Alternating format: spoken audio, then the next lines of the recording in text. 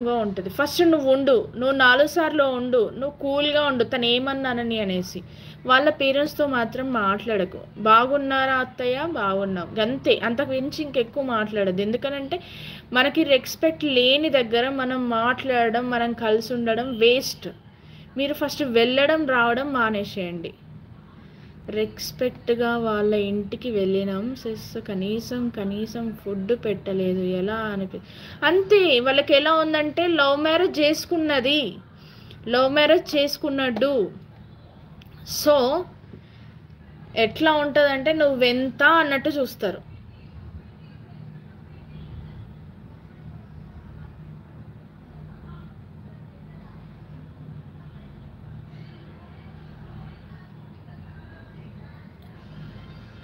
వెళ్ళొద్దు రిషి. అసలు నన్నడిగితే అసలు వెళ్ళొద్దు. నాకు వర్క్ ఉంది అని చెప్పు. బిజీ ఉన్నది అని చెప్పేసేయి. లేదు, నువ్వు అంతగా ఇంపార్టెంట్ అని నీకు అనిపిస్తే వాళ్ళ ఇంట్లో ఏదైనా ఫంక్షన్‌కో దేనికన్నా ఎళ్తే ఇలా వెళ్ళి అలా వచ్చేయి. కానీ నువ్వు మాత్రం అక్కడ ఉండడానికి ప్రయత్నం చెయి. అక్కయ్య మా సిస్ దగ్గర నేర్చుకున్నా.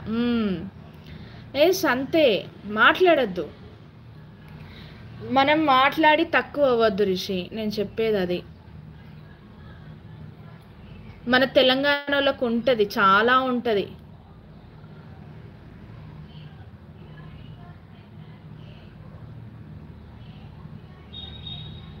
కనీసం వాళ్ళకి తను మనీ ఇవ్వకపోతే హోమ్ కూడా గడవదు సిస్. ఓకే, ఇవ్వని.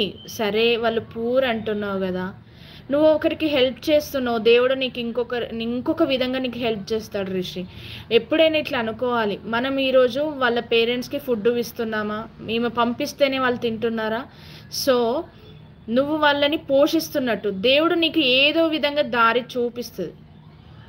ఖచ్చితంగా దేవుడు నీకు దారి చూపిస్తాడు ఇంకో విధంగా. నేనేమంటా అంటే మీరిద్దరు ఫస్ట్ గొడవ పెట్టుకోవద్దు. వాళ్ళని వదిలేయి రిషి. వాళ్ళ పేరెంట్స్ని వదిలేయి. పంపించుకొని 10 పంపిస్తుందా 15 పంపిస్తుందా పంపియని.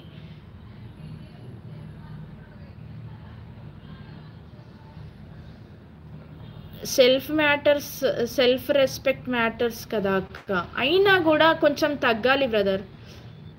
అదే మన తెలంగాణ వాళ్ళు కొందరు ఉంటారు, నాకేంది, నేనేంది అని చాలా మందిని చూసిన. నాకేం తక్కువ, నేనెందుకు తగ్గాలి, నాకు 10,000 వచ్చినా నేను తగ్గా అంటారు. రే ఒసేయ్, ఏంటి మీరు అనుకుంటారు. బట్ నువ్వు అట్లా కనిపించట్లేదు నాకు.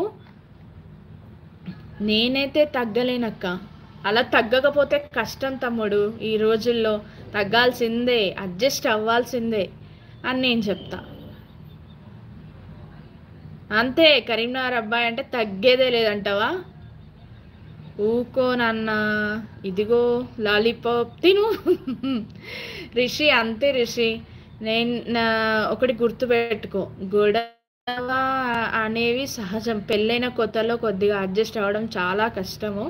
పెళ్ళికి ముందు అంతా బాగానే ఉంటుంది, పెళ్ళైన తర్వాత ఇట్లే ఉంటుంది.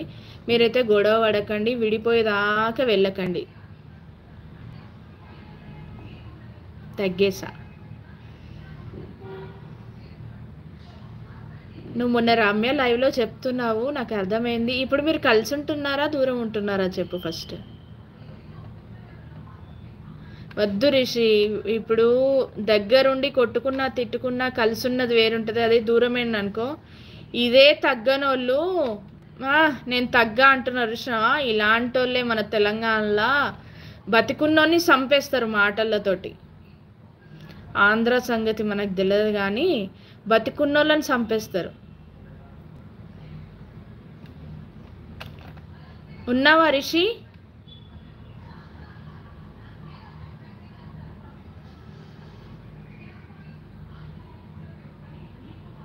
రిషి ఉన్నావా, వెళ్ళిపోయావా?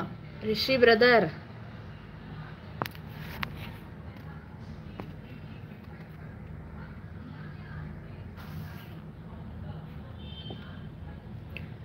రిషి బ్రో ఉన్నావా?